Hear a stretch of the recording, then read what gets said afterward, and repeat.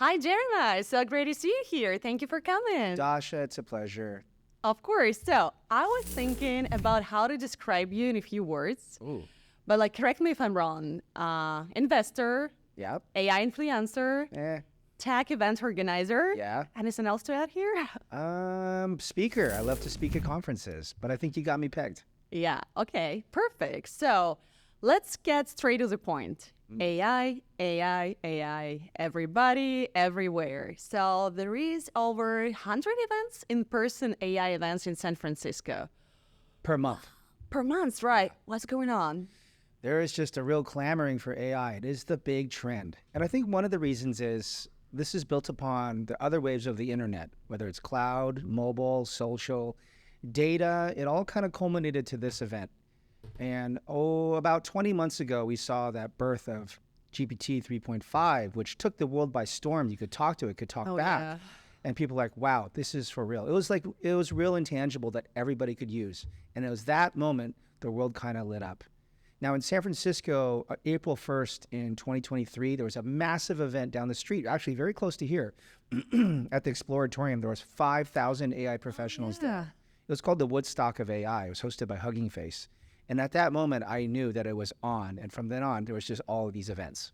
Oh my God. So is it like a pandemic thing? Like people got tired of having everything online and that's what they want right now? And plus AI and it's all together, like a mix of all the things? Yes, so that's a big part of it is people want to be together.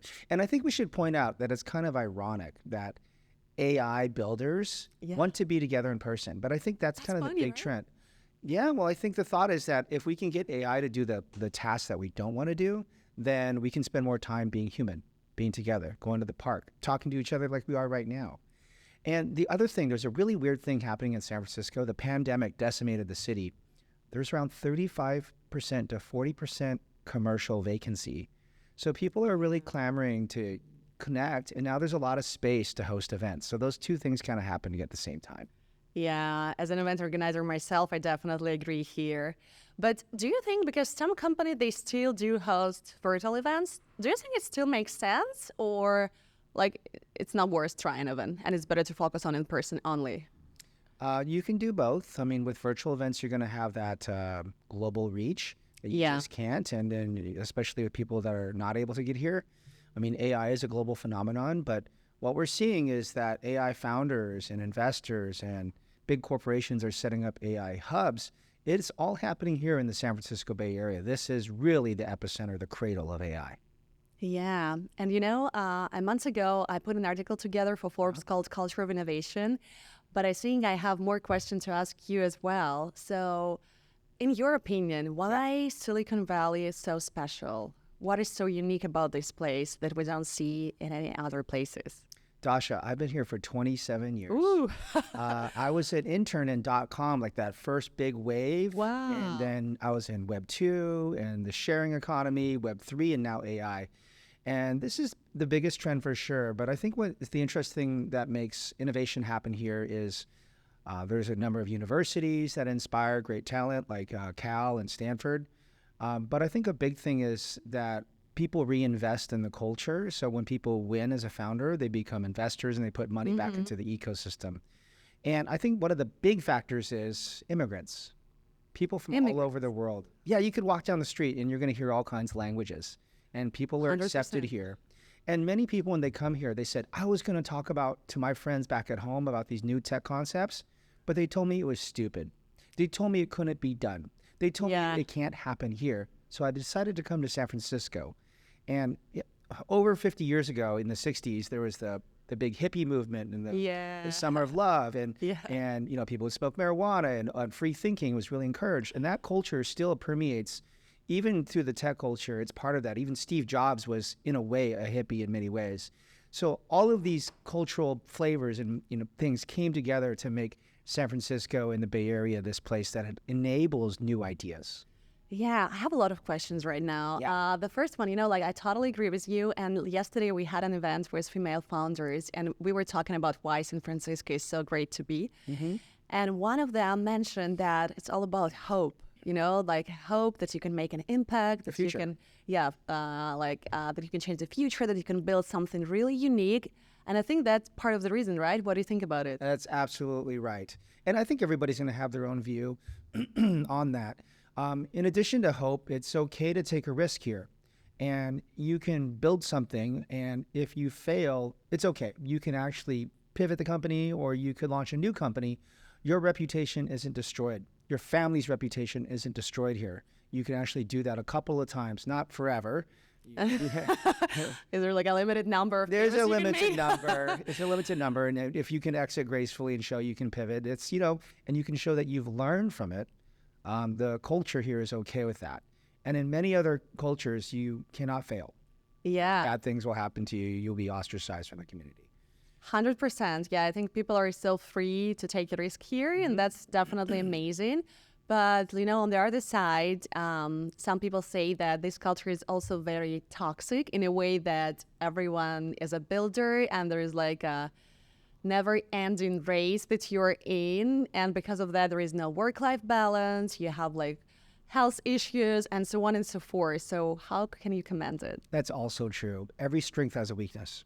Yeah. And this culture of innovation, build, go, get your company to IPO or exit or to sell it, as considered a way of winning in life, isn't the only way you win in life. As you know, having family, taking care of yourself, being connected to society, helping society, going in and out to nature and touching grass, those are also important as well. So the culture of work, from dawn till dusk and behind a computer screen, that's not really healthy. And so that is a downside of the culture for sure. But I think things are changing. This next generation is really more interested in being connected. And I was just reading an article today that Gen Z is really into health and fitness. Like they're the biggest generation of going to the gym. So there's a change in the balance. Yeah. Statistically. Okay, it's proven. Oh, wow. Yeah, they're really into, taking care of yourself. That's important. And so I think there's going to be a change in the culture that's not just only about work and burnout. Mm-hmm. So we're moving to 4 days a week instead of 5.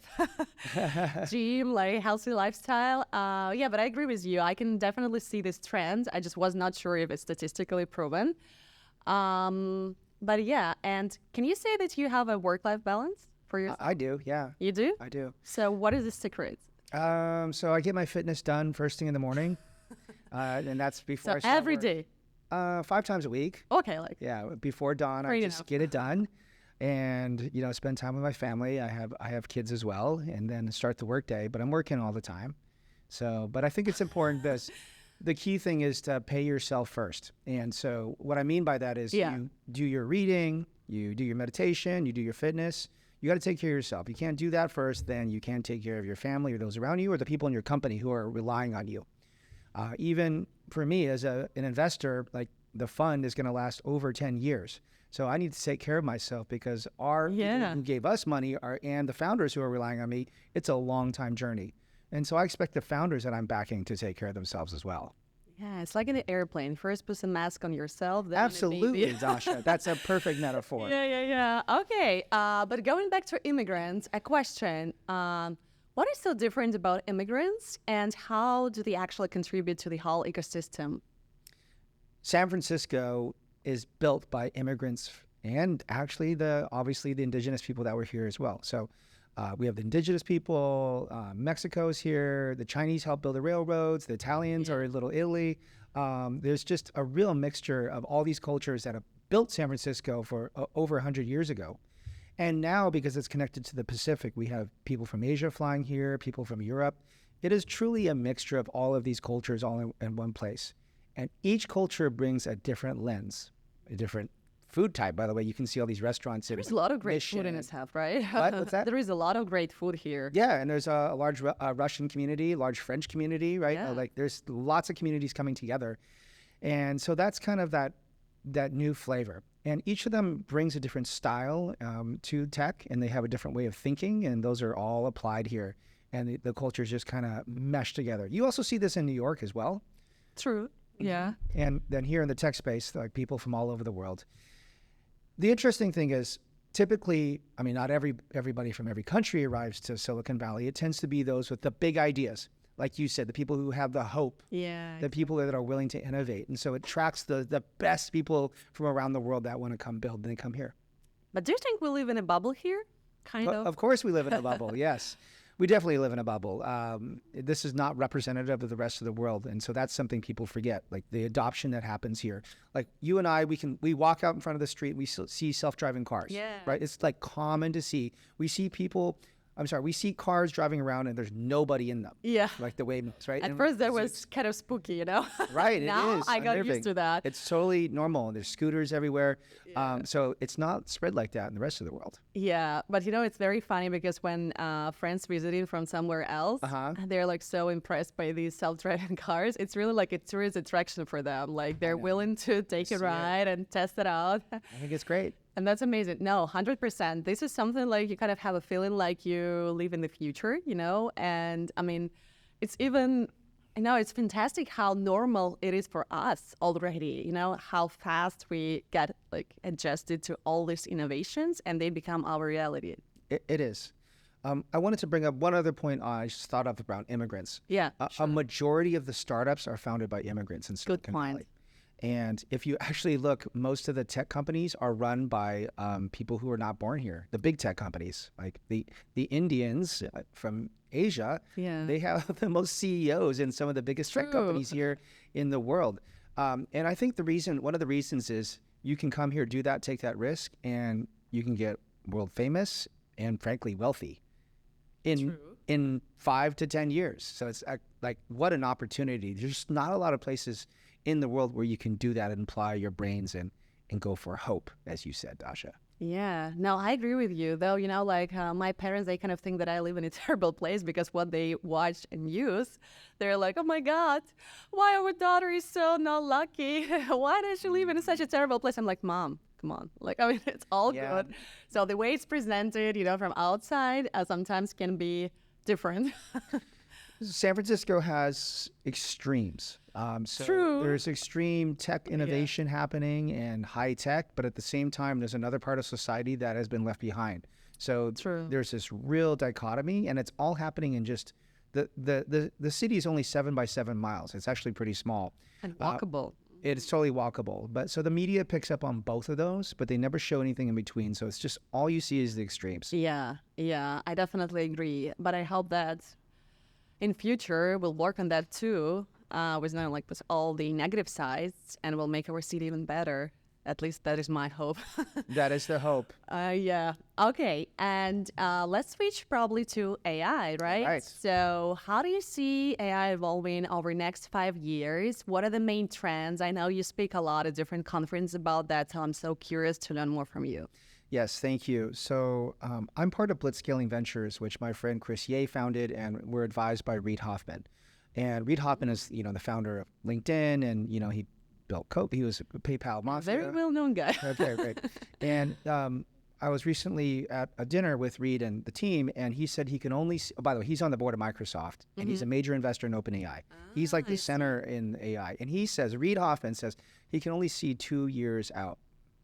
So when you ask me 2 years out. 2 years out. So when you tell me what's going to happen in 5, I don't know. Fair enough. My mentor, Reid, he can see 2 years out. But I think the main reason is because the technology is doubling in capability every 6 to 9 months. Just some stats to share. Every month there's 1,000 new AI projects launched. And there's a website called there'sanaIforthat.com, of course, that tracks all those startups. I was still counting 1,000 per month. Crazy. AI projects. There's, I think, almost 14,000 as of when we're recording right now in summer 2024. And so it's just growing at a rapid pace. And by the way, we don't know how many of those AI projects are built by AI. True. And the amount of projects that might be built by AI are only going to increase. So the human mind thinks in a linear way, right? Like this, and maybe a curve like that. We just can't really understand like what it looks like when it starts to go exponential. And that's what's starting to happen. Yeah, but like I got it. You don't know for sure, right? We can plan on like 2 years ahead, but do you expect like big changes coming Huge like changes. really soon, or like over 10, 20 years? I'll give some forecasts on what I see. So right now, I'm very interested in the AI agent space. In fact, we did an investment in a company that does that. Now, if you're not familiar with AI, let's talk about the different types. So an AI co-pilot is one that is integrated with you, or you're using it like a chat tool where you are using it in real time, like GPT or Claude, Anthropic, or Google Gemini is like a co-pilot that's connected to an app, or it's just a standalone experience. Separately, an AI agent operates independently on its own capability. You might give it one prompt, or you might say, hey, AI agent, I'm Dasha. I'm gonna let these AI agents look at my calendar and for the rest of the week, book my Uber rides. And it's gonna alert Sounds like a dream. It's gonna alert me when my Uber's in front of my home or after my meeting is done. So it's gonna do all those things on your behalf autonomously, like you're gonna have your own assistant, your own EA, or maybe you don't want to do shopping for the home. It's going to go do the shopping, look at your history, look through your inbox, and find the things that you want. It would autonomously go do those things right there. So AI agents I see are rising at a very fast clip. As a result, and this is going to be within the 2-year span, we don't need to go visit the internet. We don't need to web surf. The AI agents are going to go surf the internet for us. Instead of people. Instead of humans. And bringing that information back to us in the interface that we want. Is it text, video, audio, whatever we want. And so the most common entity in a few years on the internet won't be humans. It will be AI agents on behalf of the human users. So that's a pretty big change, isn't it? Yeah, it's interesting. I know. I just probably some company they're already playing around with that. Yes. You know, like kind of like booking, right, where they can like use our AI tool to plan your trip. As of now, I can't rely on them fully. Not yet. And yeah, I don't know what should happen, so I can be like fully confident that my trip will be properly planned. Yeah, so I think for the first phase, you would observe and monitor and then train it over time. Just like think of it as a college grad that you're hiring. This person doesn't know that much yet, and they're kind of new to the world. Comparison, yeah. I think it is a good comparison. It's like an entry-level worker. It can understand and read English or Cyrillic, and you can train it over time.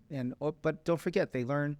Unlike a human, they're going to learn at an exponential rate, and then you'll give it access to your data and can look through all of your behaviors that you choose for it to do so. And so those are things that are going to happen. So another big change, I think, in tech within the next 2 years is I expect that the foundational models like OpenAI and Anthropic and Gemini, because they know that you don't need to go to the internet now, they'll bring everything to you. Yeah. E-commerce should happen within the chat app. So eventually you'll connect your wallet and you could say you're using GPT. Hey, I'm going to go to Lake Tahoe. It's a resort place nearby. I want to book a hotel, and it'll say, sure, here's the best hotels. It'll be right in the same chat app. You don't have to go to the internet. Would you like me to book it for you? And you say, yes, and you just do it right there, and it happens for you. So e-commerce will be integrated right into the chat experience. So that's another change as well. No, interesting. I'm just thinking. I started thinking already, how can I use it better? But that's fascinating. So basically, we don't expect... Well, we may expect it over the next 2 years, right? I think a lot of these capabilities will happen in the next 2 years for sure, but the adoption rates will start up in places like Silicon Valley. It's not going to roll out across the world in those ways. 100%. I think it's the same as like with self-driving cars, probably. It was like shocking, right? No one believed first. Then we were like, okay, I will go, but I will be super scared and like I will check it out. And then... Now, like, you don't worry, right? When you order a taxi, right, or Waymo, you don't even, stress out anymore, right? You just go there and you're like ready to go. So probably that's what we will have with AI agents, right? Absolutely a great metaphor, right? Autonomous vehicles, autonomous workers, all those things are definitely aligned. So there's some big changes coming. But basically, like from a good side, all of these changes will lead to humans having more free time, right? Yes. So what are we going to do with this? So right now, I saw some reports that the average human spends 7 hours per day on the internet. Terrible. It's terrible. And if you look at your screen time from your iPhone, it's probably much higher than that, right? So if we can get AI agents to do that so we can spend more time doing the things we love that we already talked about, this is a big win for society. So you meaning you would not talk with your friends over IG or LinkedIn, so you would just talk with them in real life, like in the restaurant or whatever. Or yes, or get back to your fitness or spend time with your family. Those are all options that we could do. But it's interesting, I gotta start, like, if we talk about social media, because like a lot of this happening also on social media, like, right, like Instagram, people like take photos, selfies, and like we all kind of like observe each other there, basically it may go and end up with that this culture will die. Like sharing everything on the internet would be not relevant anymore. Yes, I think we're going to see a lot of content that's artificially generated, synthetic content that's already happening now. So right now, the U.S. election is happening, and there's quite a bit of AI content that's being created. Some of it is a parody, and some of it is being manipulative. It's not great. True. So it's already happening already. So, but you think about it today, most Instagram and TikTok influencers are already using filters or AI. It's already very common. So just, I think that's only going to increase. The fact that Meta, Mark Zuckerberg, is so into AI and he expects that to be a part of the interface and part of the experience, he's very clear that's where they're headed. This is going to be infused AI into social media. By the way, we might see a social network where only humans are allowed. So you have to prove your identity that you're human. No AI is allowed. I expect to see a social network emerge to counter that. Interesting. But what will happen with all the websites, like, like Google search or whatever? Like if you mentioned that it's going to be like an app and AI agents will help you. So that's right. How like what will change for them? So AI agents can go visit any website. AI agents can use your apps. You don't really need a world with apps and websites in this type of future, right? If that information is going to come to you. So as a response, the people who run websites, they will launch an API that is for agents, to give the agents the rapid, fast information from that website. So right now what's happening is the AI agents are simulating a human, and it's pretending to do the click-through and fill in text in English or whatever language on behalf of the human, and it's a very slow process. So in the future, the website owners and app owners are going to realize, let's just give the straight data in real time to the AI agent that represents the human, and so we're going to see that change. Now, humans will still, on occasion, visit some websites, but because AI is going to improve, most of those websites will be generated on the fly instantly. So you'll have, Dasha, when you visit a website, it'll be a perfect experience, hopefully, for you. So that's kind of what we'll see, that websites will change. There's this pattern that happens in tech, right? It goes from centralized to distributed and centralized and distributed. So with AI, things are going to centralize back over to the human. In this last wave with Web 2 and social, it distributed. I mean, how many chat apps do you have? 10, right? It's a lot. 3, that's it? I mean, Slack and 5, Teams, okay, messaging, there's tons, and every social network has it, right? I mean, fair, there's fair. quite a few. And so now we're going back into centralization, where everything can be in like just a few interfaces. No, I was wondering like if it will help somehow people to do their job and work. AI agents, will it influence too? It can. I was just reading the news that Salesforce, a SF company, launched AI agents for marketers and customer care. So they have their own version, like using Einstein, and then it would replicate the customer care experience 24/7 all the time. It's being used as sales for customer care. So, and then within companies, you'll see this for HR. The AI agents are already starting to happen. I mean, the opportunity could emerge where humans don't have to fill out expense reports anymore. The AI agent could do that and manage all of those unread emails in your work email. Sounds like a paradise. Yeah, but the most like frequently asked question, will AI replace people's job? I know it's very common. There are a lot of articles about that. So what do you think about that? AI will replace jobs. It's already happening. It's already happened. But what will happen with humans? Like, will we adjust to it and we'll have more new jobs, or how do you see it? Yes, it's a mixture of all those things. So jobs will be lost, but new jobs are being created. I can see it here in San Francisco. I host a very large event for AI founders called Llama Lounge, and I had 300 of them at my event last night. So new jobs were already created.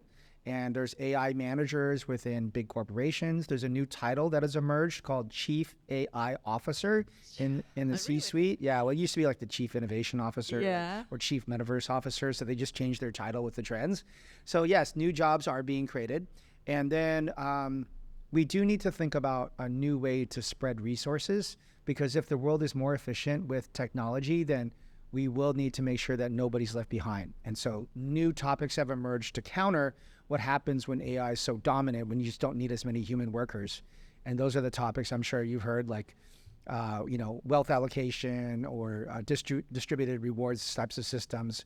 Those are all things that are being discussed, but that has to go up to government level.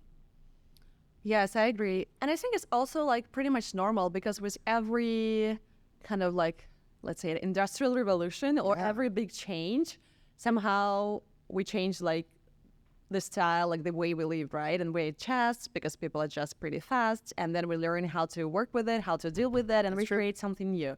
So basically, we do not have to worry, right? Because there are a lot of people like, oh my God, I'm going to lose my job. So I'm pretty optimistic here because, yeah, as you mentioned, I think new jobs will arrive and maybe even better. So I guess you're pretty optimistic too.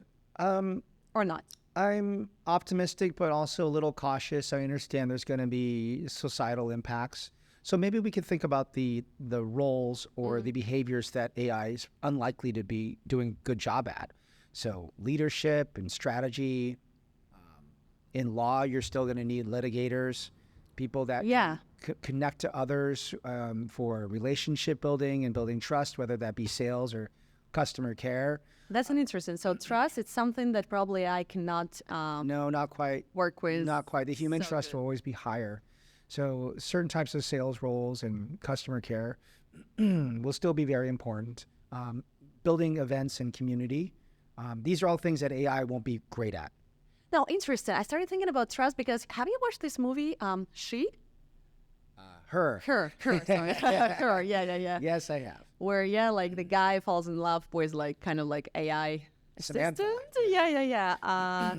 So there still can be kind of like, basically they managed to build a trust, right? There in the movie. So maybe in the future. He fell in love with her. It's more than trust. Yeah, exactly. Or it. He fell in love with it. Yeah, exactly. Do you think it will be the case as well that like younger generation can like actually date with like an AI assistant? Yeah, this is very a little bit extreme. An interesting topic, and like we've seen some articles of some edge cases where that happens.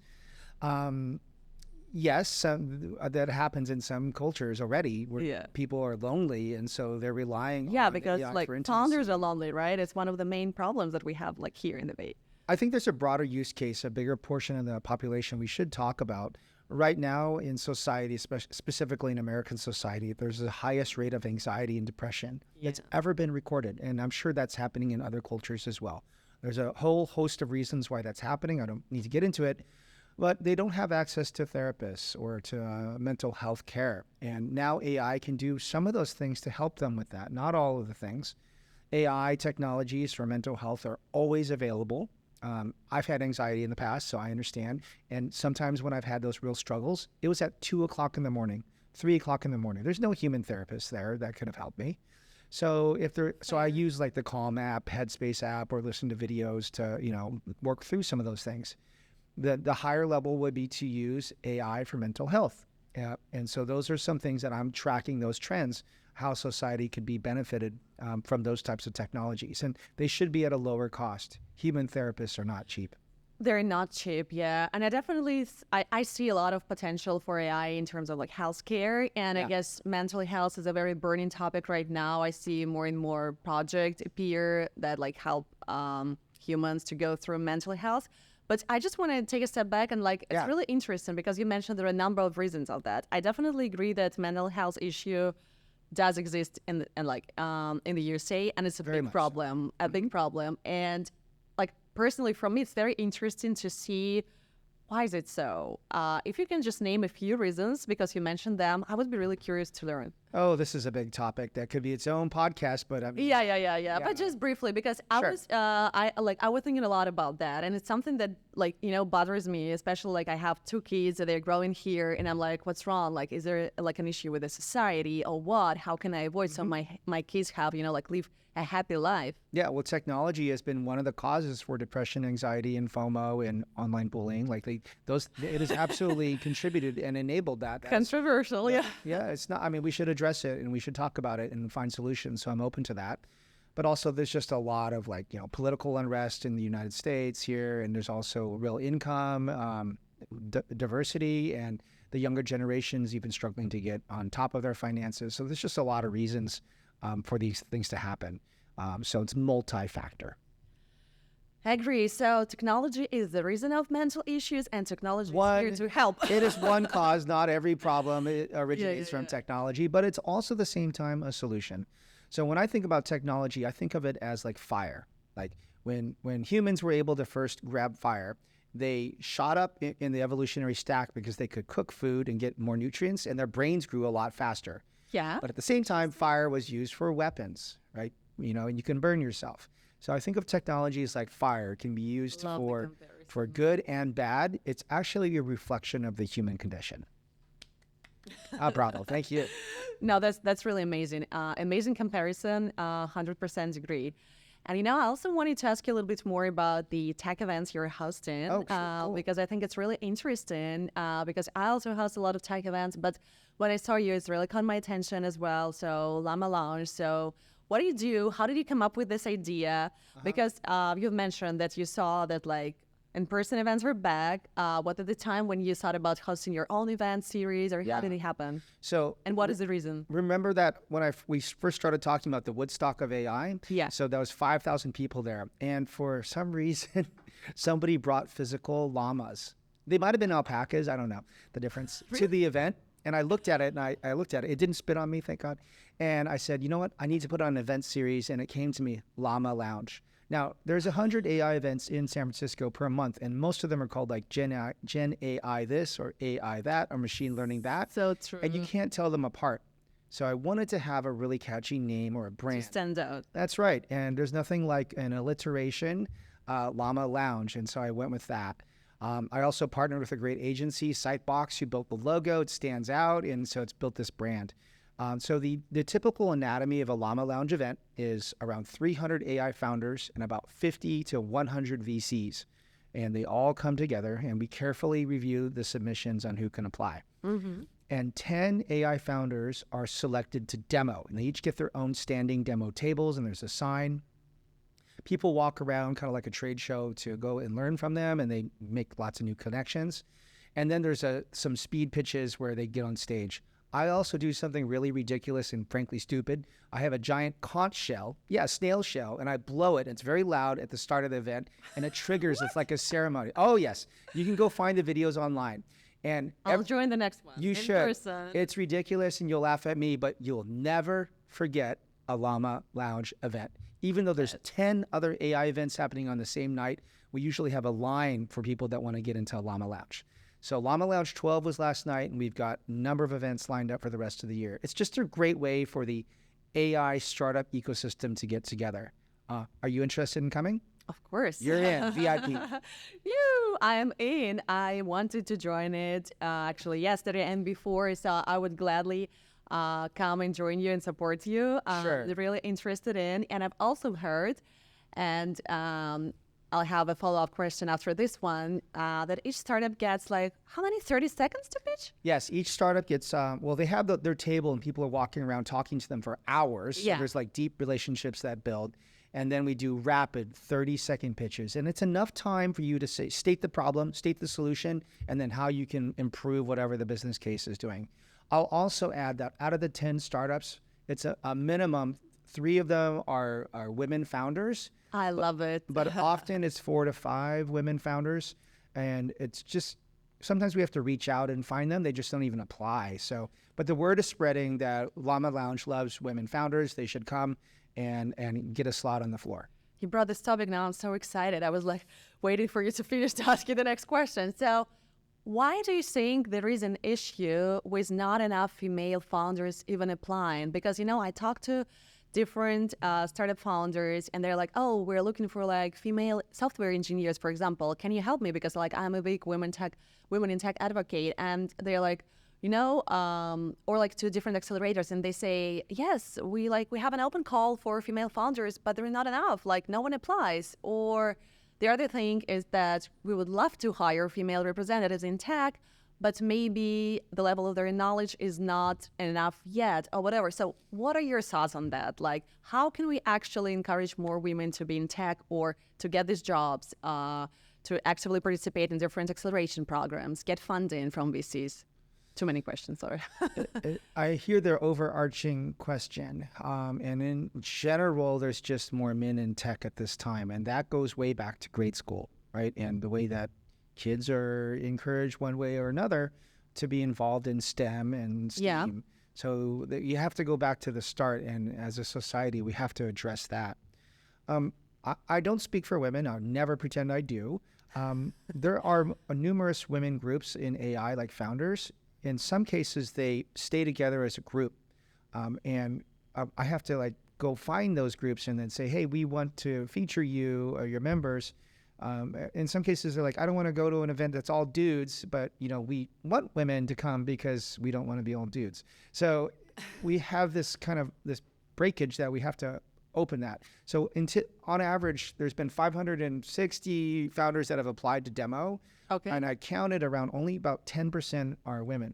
But there's more women founders than 10%. For sure. So it's in some cases, I don't want to speak for women, but I'd love to hear thoughts. Is like, do they not want to apply because they don't think they're going to get it? Or we also know, I will say something on behalf of men. Men will apply for anything, even if they're not qualified. Well, I host Women Tech Meetup, and I always have applications from men. I'm like, okay.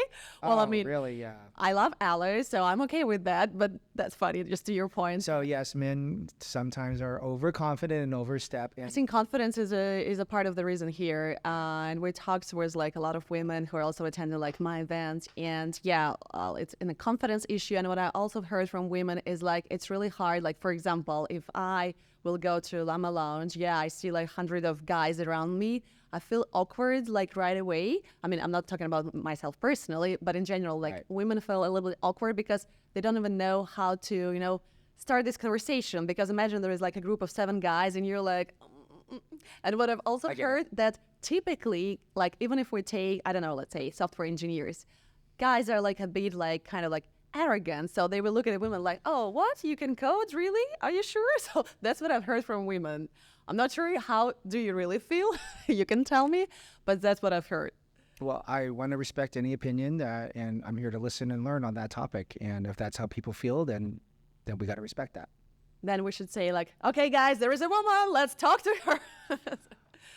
I want to do my best to include women in our events, and I will do my best. No, but I love it. I love this initiative. I think it's truly important and great job. But going back to the point that like founders have 30 seconds to pitch. Yeah. And also I want to connect this question with the fact that you're also like an active investor. So a question is, how do you actually, there are so many networking events, and how can you actually stand out as a founder? What should you tell investor, like for example, if someone meets you at the event, to grab their attention, especially that like time is always limited?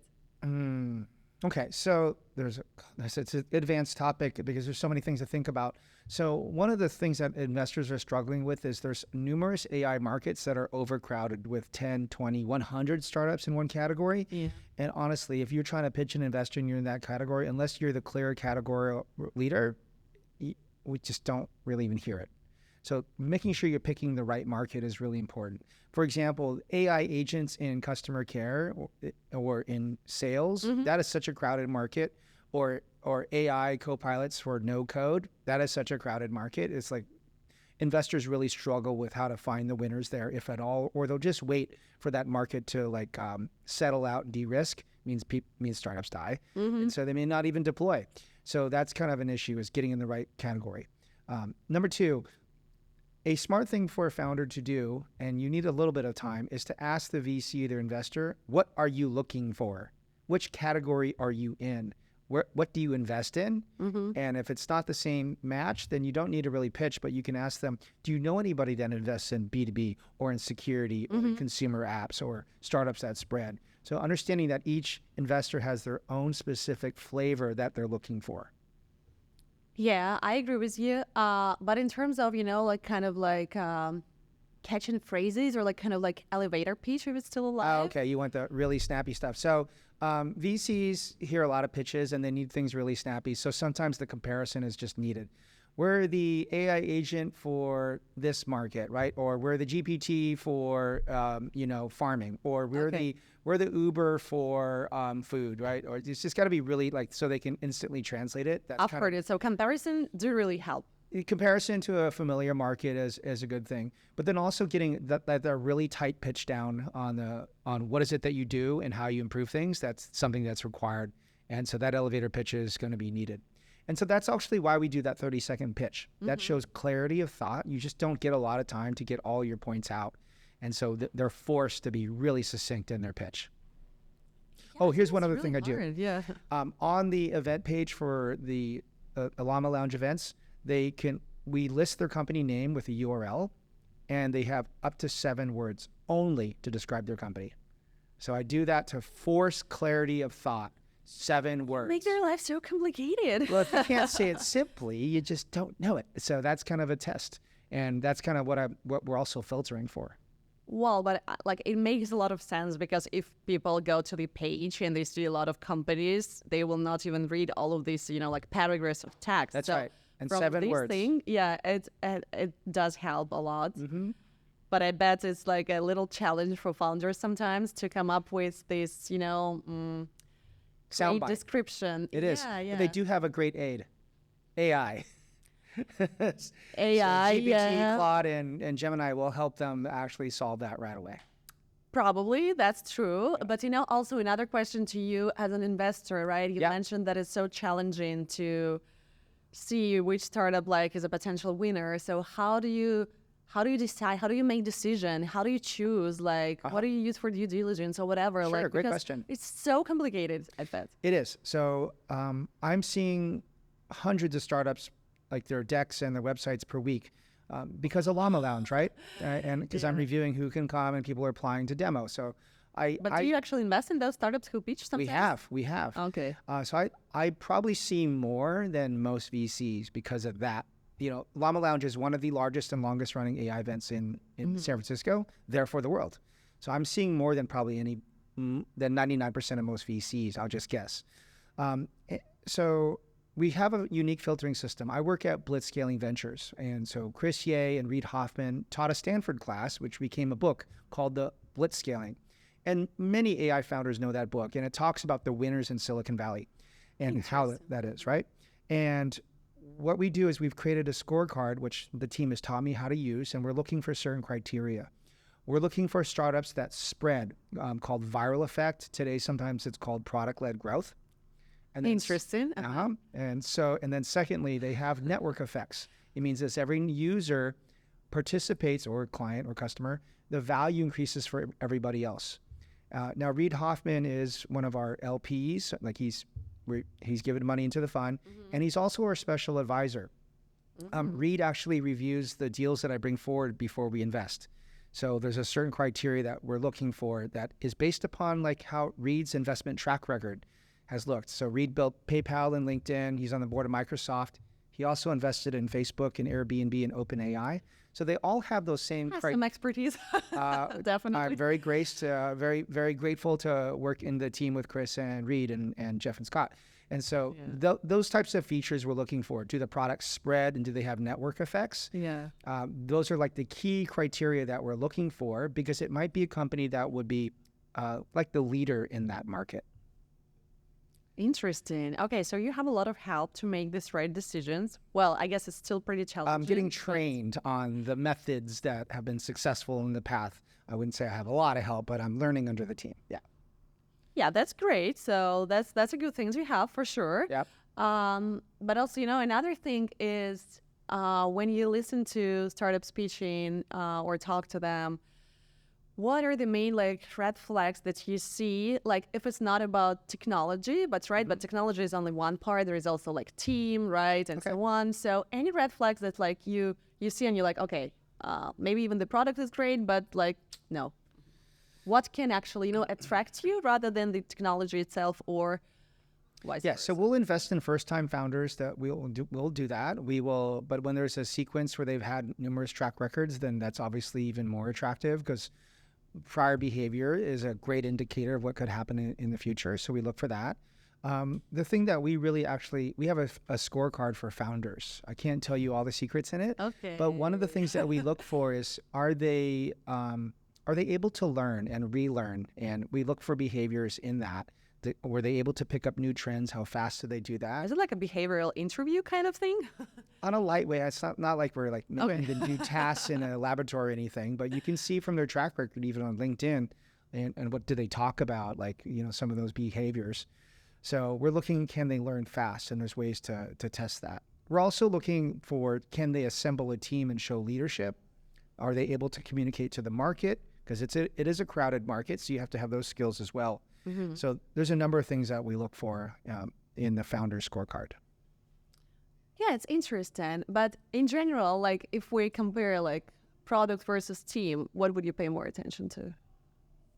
So I'm mostly investing in seed stage startups, so they're relatively early, so it's the team, but also in the right market. We're assuming the product is going to change many, many times, and it should change. That's why we're looking for somebody that can quickly learn and adapt and adopt to the changing market.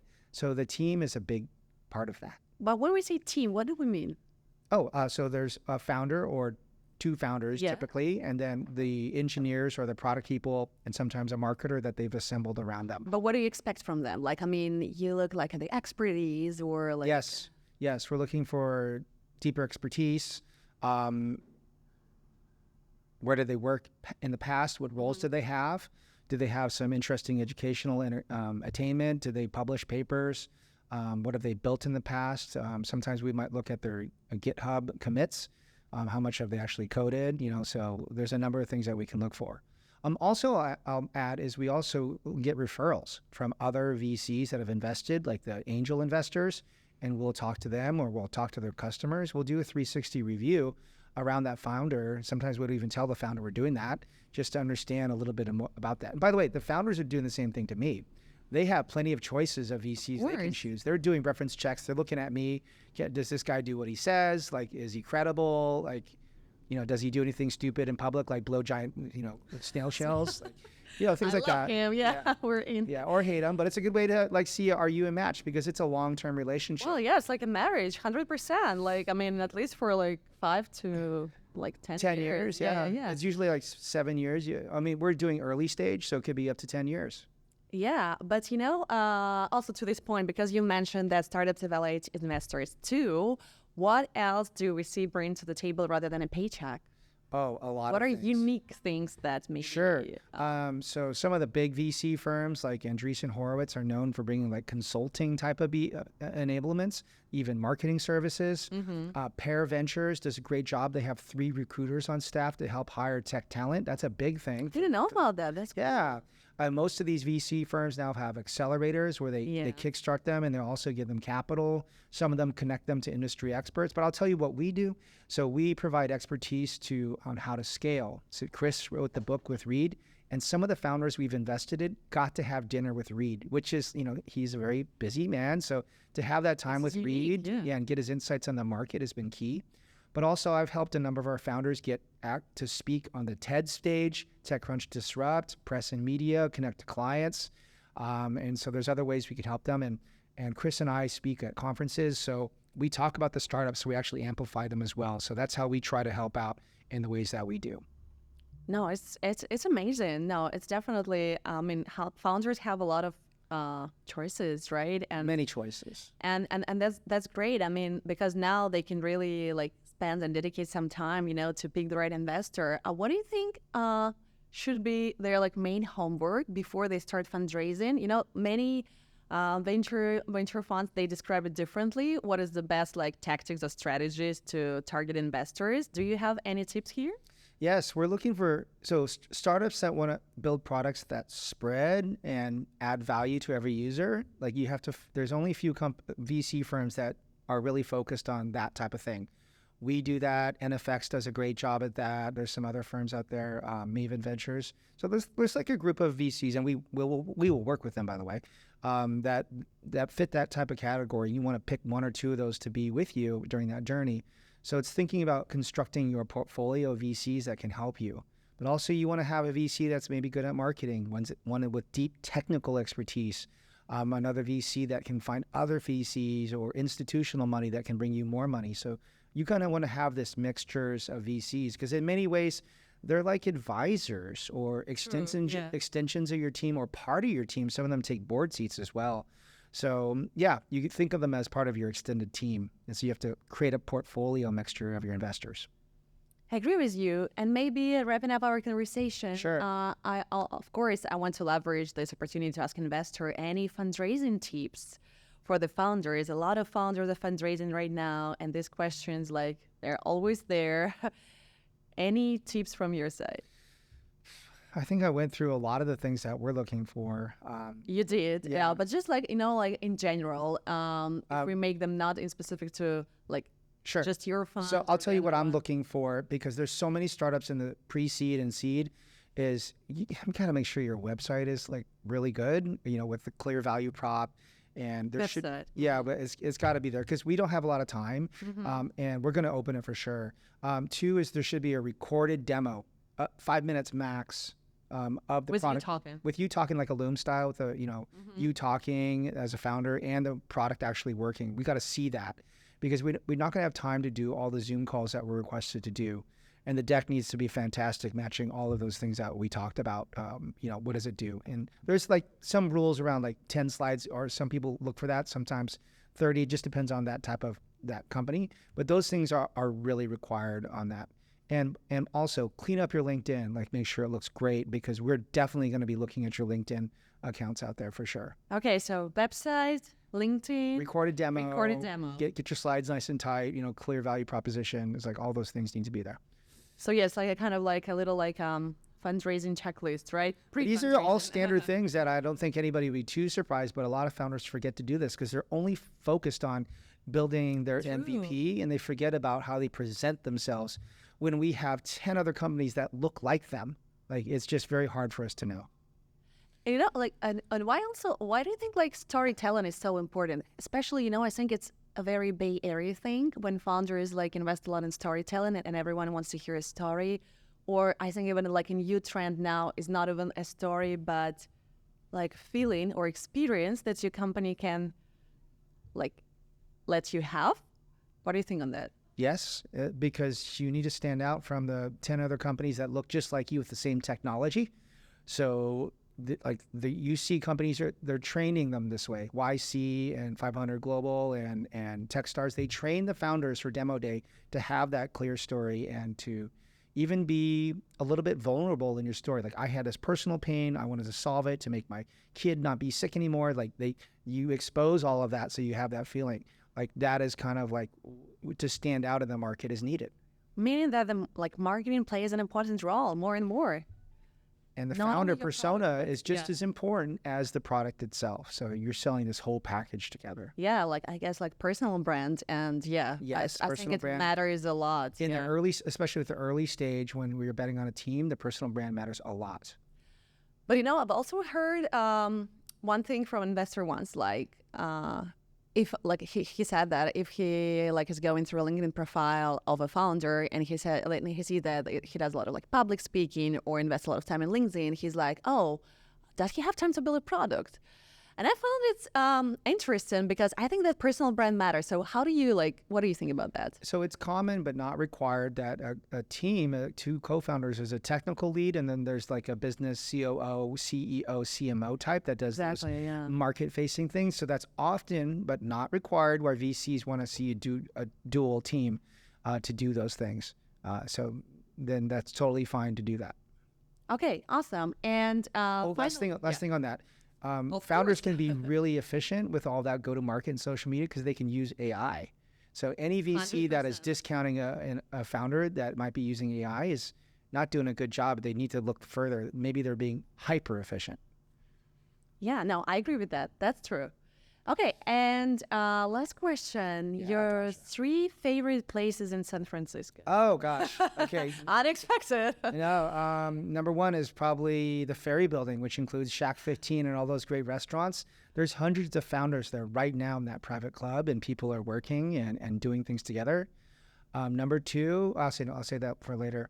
Um, uh, Interesting. Number two would be the Mission District, getting a real mission style burrito. Oh my God, those are good. Oh, wow, I'm so hungry right now. Oh, Stop it. yes. If you haven't had a Mission burrito, it's like what Chipotle copied. Chipotle copied Mission style taquerias. Really? Yes, they did. And they took it to the masses. So you want that real experience, get from the Mexican culture and Mexican American culture. That's fantastic. And number three, one of my favorite places to be is in the Trans-American Pyramid. And so I've hosted events at the top there. Seriously? Oh, yeah. Well, I didn't expect that. Yeah. Wow. Michael Chavot is an amazing, he owns a building. He's let me host events for VCs and AI founders. And the views up there are just incredible. And my friend Mason, who works there, he took me on a climbing tour, and I went to the very top. So inside of the peak of the apex, there's a stairwell, and you get to the top, and you're on top of the city, and you can hear everything in the city. So the Trans-American Pyramid, which is the icon of the city, is truly one of my favorite places to be. Wow. Thank you so much. Honestly, like, well, okay, ferry building is like maybe mainstream, but to others, like, I love it. No, amazing. Thank you for sharing, and thank you for coming. That was great. I really enjoyed Dasha. talking to you. Thank you. You're welcome.